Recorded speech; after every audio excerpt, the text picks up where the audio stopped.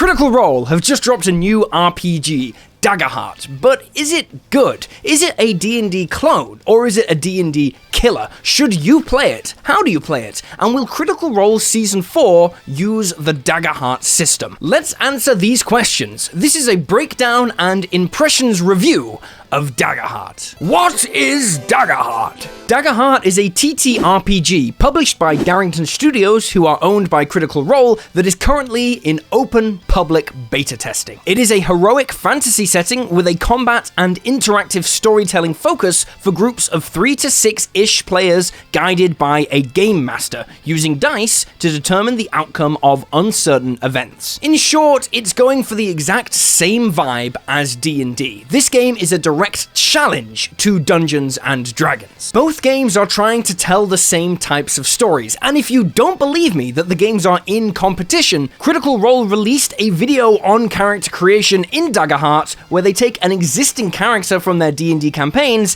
and recreate them in their own Daggerheart system. Hint hint, they say, you can lift your characters right out of D&D and plop them into our new game. Daggerheart is coming for the D&D audience because they believe they can provide a better experience with their gaming system. So let's talk about that system. This is in playtesting, but it's totally free, link below, and in the playtest package you receive a pre-made adventure ready to run, a 374-page long playtest manuscript, a folder of GM materials including maps, quick reference guides on combat, action checks, character creation and equipment, and cards for you to cut out and print, not in that order. You also get a folder with a breakdown of every class. There's a lot here, so I want to focus on the big picture stuff that you need to know. What is it that sets Daggerheart apart from other TTRPG systems? The core Daggerheart system! From a first impression, there are two main splashy features that really give Daggerheart its central identity. It's the cards, we'll get to those in a second,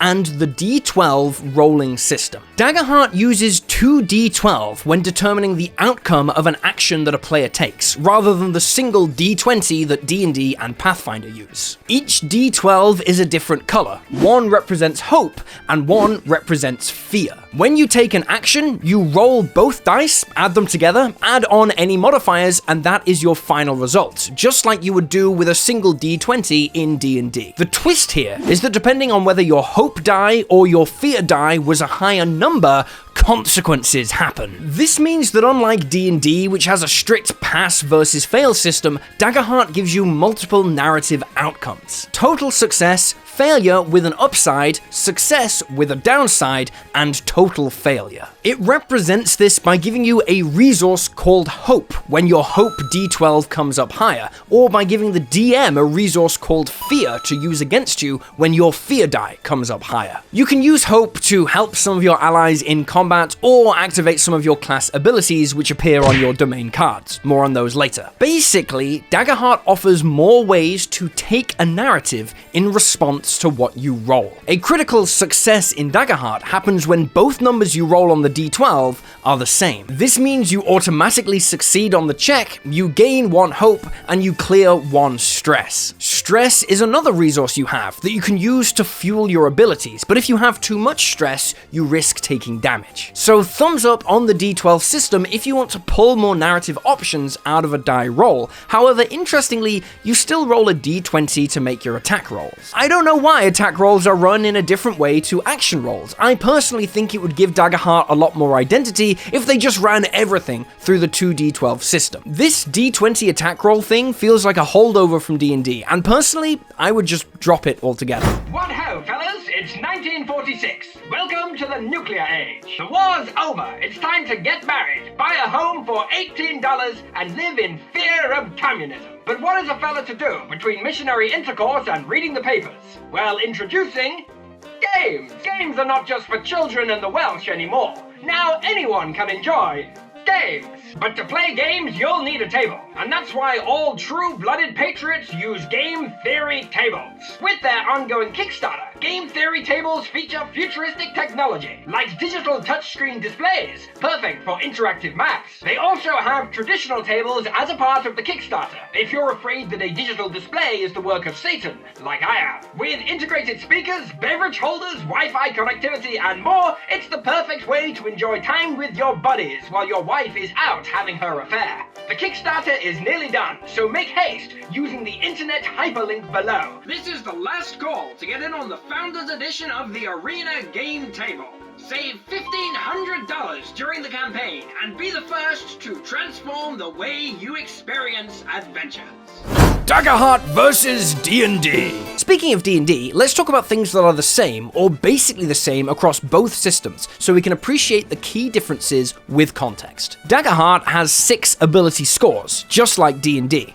Daggerheart has classes, like druids, wizards, rogues, and bards, each with multiple subclasses. Daggerheart has an evasion stat, which works basically the same as your armor class in D&D. Daggerheart is a long-term TTRPG game, designed to be played for potentially years with the same character. Daggerheart has ancestries and communities like D&D has races and backgrounds, which give unique abilities to your character. These abilities appear in the form of cards. Daggerheart has an advantage and disadvantage system, although it is a little different to Dungeons & Dragons. In Daggerheart, you roll 1d6 alongside your 2d12 if you have advantage, and add the results to the final check. If you have disadvantage, you subtract the d6 result instead. Both systems have weapons that can be wielded using either strength or dexterity, although dexterity is called agility in Daggerheart. There are also weapons in Daggerheart that work with other ability scores too, making Daggerheart generally a less restrictive system if you want to be good with weapons. Both use a proficiency system to represent character growth and ability. However, I like Daggerheart's approach here. In Daggerheart, your proficiency starts at 1, so you roll 1 damage die when you make an attack. For example, 1d10 when you attack with a battle axe. But if you had a proficiency of 3, you would be rolling 3d10 instead, so proficiency is a big deal. There are also traits that manipulate your proficiency, like the Deadly Focus 4th level ability card, which increases your proficiency by 1 when attacking a specific creature.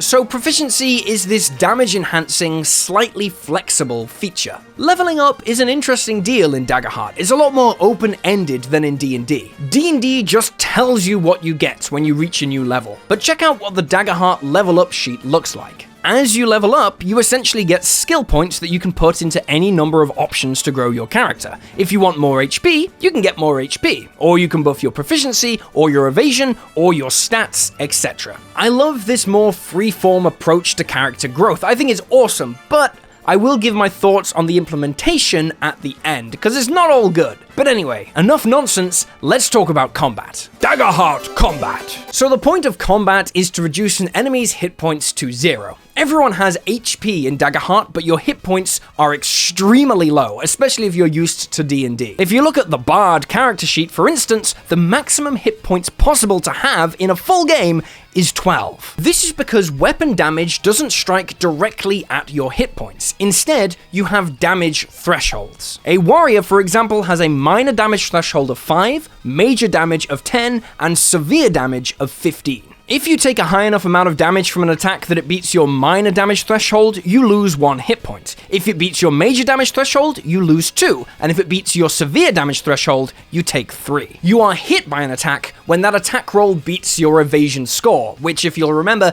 is this game's version of armor class. However, reducing that incoming damage is where armor comes into play in Daggerheart. Different armor has different scores. When you're hit by an attack, you can mark off 1 armor slot. That's this section on your character sheet. Marking off an armor slot reduces the incoming damage you take by the base score of the armor that you're wearing. So if you get hit for a ton of damage, but you're wearing plate armor, you can reduce that damage by 9, potentially turning a severe hit into only a minor one. So the big combat differences between systems are: 1. There is an extra step when calculating hit points lost in Daggerheart. You don't just subtract the damage dealt from your health. 2. armor doesn't make you harder to hit. It doesn't raise your evasion or your armor class. Instead, it is a resource that you burn through to reduce incoming damage. 3. There's basically no reward for dealing massive amounts of damage in this game. The difference between throwing out 15 damage or 15 billion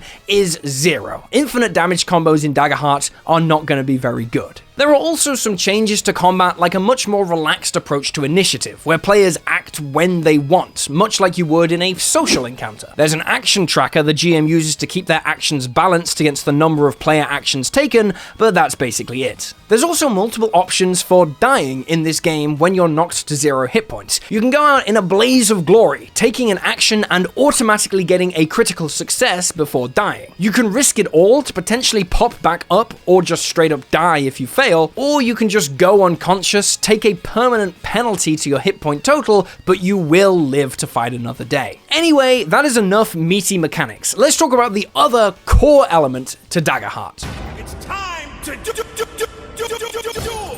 So in Daggerheart, you have cards. You get a card when you choose your background, race, and class, and a new domain card every time you level up. As you level up, the cards you can pick from get more powerful, so you'll slowly build better and better abilities across a game. Let's take an example. When Travis makes his character, he kicks off the build with the Call of the Slayer Foundation card. Later, when he grabs his first level in Warrior, he picks up 2 domain cards. You've probably noticed, but these cards are a lot like feats in D&D. In fact, there's literally a Warrior card called Not Good Enough that is identical to a D&D fighting style, Great Weapon Fighting. You can just think of cards as all your character's abilities, but you hold them in your hand rather than reading them off a subclass feature in a book. Unless a card says otherwise, you can use it as many times as you like, and some require resources like Hope or Stress to activate. Okay, that is the short overview of Daggerheart. Let's get into the review. Reviewing Daggerheart. Okay, this is a beta test, so a lot of stuff should change, but let's start off with the obvious. Damn, this is big. They are giving away a ton of stuff here for free in a way that makes it as accessible as reasonably possible. Every character sheet they provide includes a recommended loadout and weapons. The adventure comes with pre-made characters. It's a really nice package. Another big upside I know a lot of people were concerned about, but this isn't just a D&D clone. Daggerheart is aiming for the same type of story and world as D&D, but there are enough twists on the formula that to me, it would feel like a unique game. I don't mind the 2d12 rolling style, I really like the death mechanics, and I really like the skill pointy level up kind of system they got going on. With that in mind though, I do think that the core basic system of Daggerheart is a little more complicated than D&D. Stuff feels just a little less intuitive. Rolling 2d12, checking to see which color of the dice is higher, then adding them together with your modifiers to determine what type of success you get is just a little bit more complicated for a beginner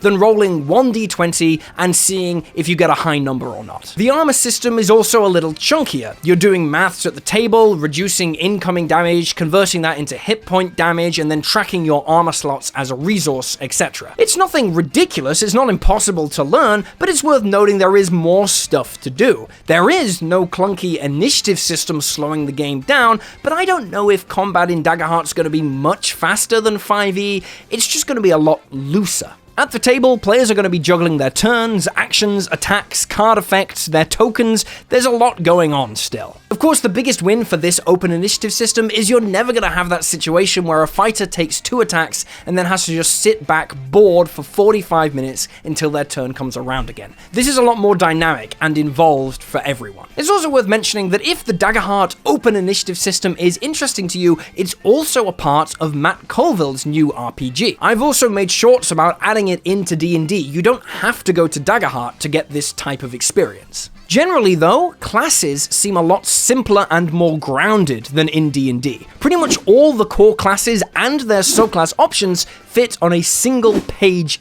each, because your core abilities are dictated by your cards. However, streamlined classes aside, Daggerheart does have a lot of housekeeping and busywork. This is a system where a pair of scissors are in the required materials to play. The root of this issue is 1. A very interactive character sheet, and 2. What I like to call the stuff problem. Let's talk the character sheet first. You're marking stress, you're marking hit points, you're marking hope, you're marking armor slots. Every time you use one of these features or take damage, you're rubbing something out or crossing something off on the sheet. You are constantly regaining hope, and you're repairing armor and regaining hit points every time you short rest. Now, this is personal experience here, but people are always forgetting to rub something out or cross something off, and with the realities of playing live with drinks and food and people having to take stuff places and shove character sheets into bags, constantly rubbing out and crossing off the same bits on a bit of paper, character sheets get extremely messed up. This wouldn't be a problem with a digital character sheet, but IRL, I have found it a little cumbersome personally. However, I don't really know if there's a better way of handling it. Either you have a simple system where there's just a set number of uses of a feature like D&D and you can just keep track of it with a tally mark on a piece of scrap paper, or you have a dynamic system like this and you're basically always screwing around with your character sheet. The dynamic nature of Daggerheart is kind of one of the big selling points, so really, you gotta pick your poison. This won't be for everyone. For new players especially, there are a lot of things you have to remember. However, I've obviously got to shout out Demiplane here. It's completely free and lets you build and track all of this stuff digitally for Daggerheart. It's a similar service to D&D Beyond, but for any game system, not only D&D. Okay, onto the card system. It's very cool. But after reading through the rules and watching the game in action, I kept asking myself, do these need to be cards? The cards really do feel like feats or subclass features in D&D to me. There's nothing about them that really leans into the advantages of being a card. There's no mechanic where you shuffle up your cards and play one at random, or maybe an enemy makes you discard a card at random and you can't use it. It feels like, sure, you can decide to put all of your class features on cards if you want, rather than just printing them in the book,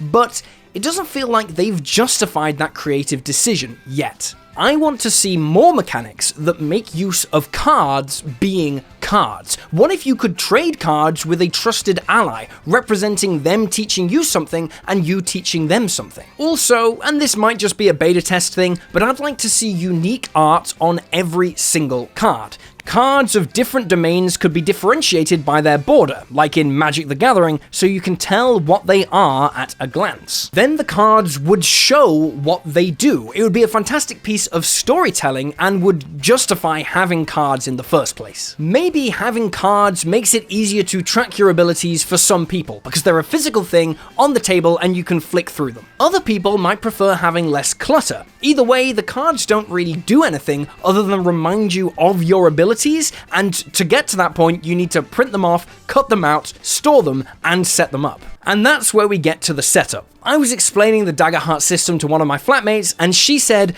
damn, they've really come up with a lot of stuff you have to buy, haven't they? Now that's a very cynical take, obviously, but it is a point worth noting. Just to play Daggerheart, you need a bunch of stuff. You need multiple sets of dice of different colors to start. You also need cards, which they give you to print yourself, so this isn't a scam forcing you to buy them, although I'm sure you will be able to buy them if you want in the final game. You need player tokens like D&D, but you also need tokens to count your modifiers, which we didn't touch on in the rules overview, but yeah, that's a thing. You also need an action tracker, which means you need action tokens, and all of these various tokens need to be distinct from each other. It's just a lot of stuff. Try playing this on an ordinary table with 5 people who also all need room for their character sheet or a laptop out at all times. Generally, the more things that you need just to play a game, the more challenging it is to teach other people and to run yourself. This might not be an issue for you, but complexity is always a balancing act. We want a deep, immersive system where we can explore and innovate and experiment,